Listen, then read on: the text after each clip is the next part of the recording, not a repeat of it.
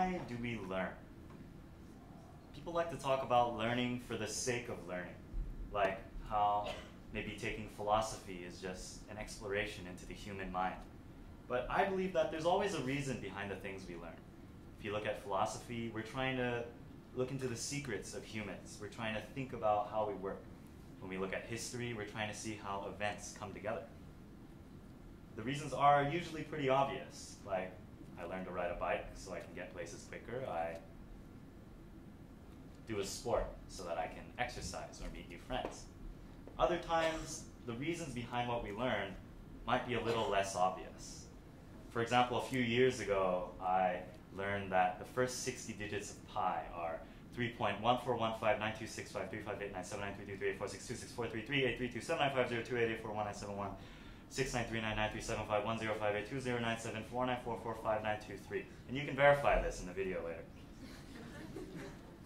It looks like I just learned that for absolutely no reason, maybe just for this speech itself. I've only used this trick a couple times, but at its core, it's just a party trick. I learned it because I wanted to show off at parties and stuff.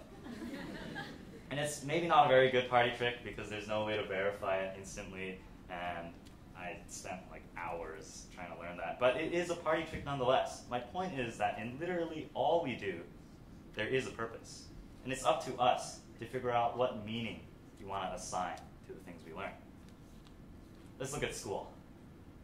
We spend 30 hours a week for 15 years of our life learning important stuff in a building. And this stuff is so important that it's actually illegal to not go to school in Canada. You have to have a high school education. So obviously it's important, but how so? At its surface, school might not seem like much. You go to math, the quadratic equation, calculus, it doesn't seem like I'll be using this very much in my daily life. But when you dig deeper, you realize that math actually teaches some important life skills. It teaches you to pay attention to detail. If you make one mistake in your math homework, and I do this a lot, forgot my negatives, forgot the decimal, forgot the plus C, well, then you screwed up your entire answer. But at least you're messing up on your homework and not on your important paperwork or your tax documents. Once I realized that math was actually teaching important life skills and preparing me for the future, it changed my entire perspective on it. It was still pretty painful, and yeah, math wasn't super fun looking at numbers, but now I knew that I wasn't really wasting my time learning all these concepts. I was still learning the same thing. I was having the same teachers, the same curriculum, but by looking at the bigger picture, there was more meaning to my learning of math.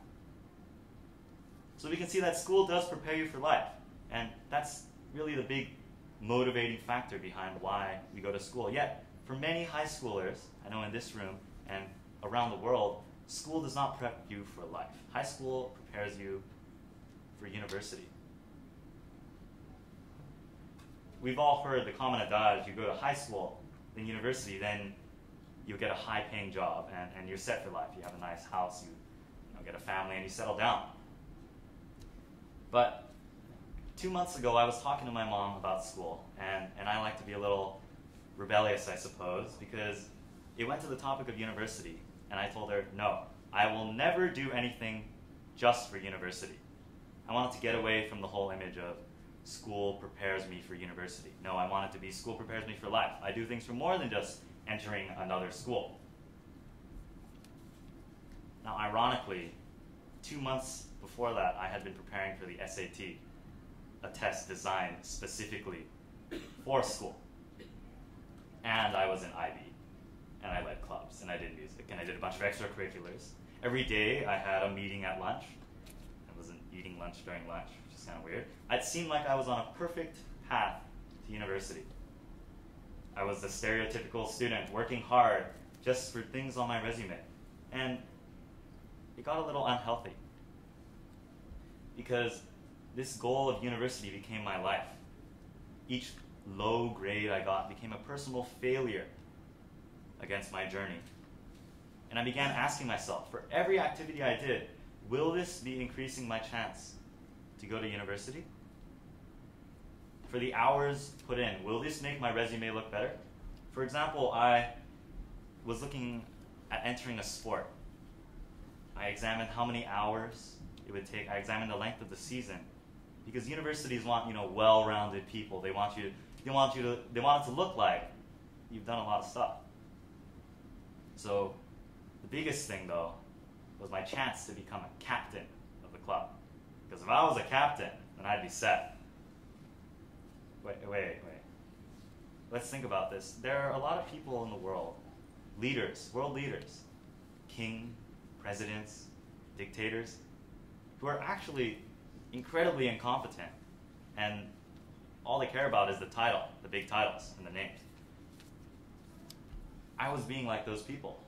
I had never played this sport before, but I still wanted to be the captain, because then I could write it down and it'd be really nice.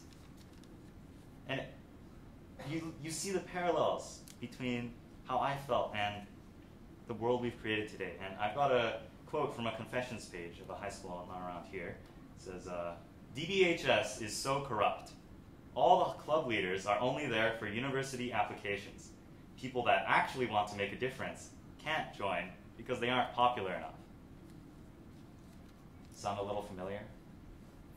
It sounds almost like our world. It sounds like this drive for university is creating a culture of positions, of big names, of vice presidents and co-presidents and co-vice presidents. You name it. And what happens if life becomes an investment? You're constantly trying to optimize, trying to figure out, how can I improve my chances to go to university? And there are many people like me, but there's a reason for it. Competition does create progress. It's the basis of many economies around the world. Only through strife will we be able to move forward in society. And colleges do want to see that, you've stretched yourself to your max limits, that you've tried the hardest you can. Yet when you look at the top schools in the world, you see that this competition comes with a very heavy price. Palo Alto High School, located a mile away from Stanford, is one of the top schools in the United States. They send around 20 people there to Stanford every year.